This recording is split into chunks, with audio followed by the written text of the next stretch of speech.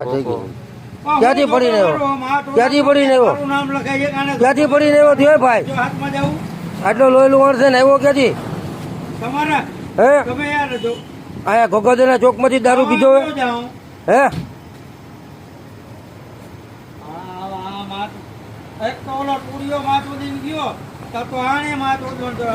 ક્યાં દારૂ ક્યાં પીધો? ક્યાં દારૂ ક્યાં પીધો?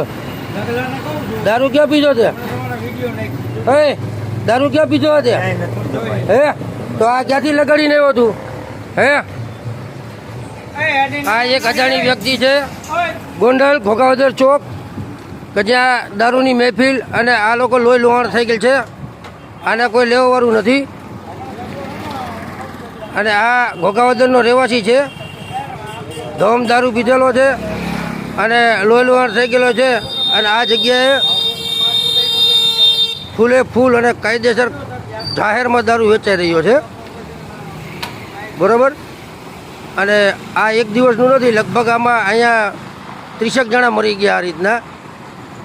અને આ લોકોની બહુ બેદરકારી અને ખુલ્લેઆમ આ પોલીસની નજર હેઠળ બધું કરે છે. બરાબર. આ વ્યક્તિ છે આ એમની હાલત જોઉં તમે, આ જોઉં આની હાલત જોઉં, આ જોઉં. બરાબર.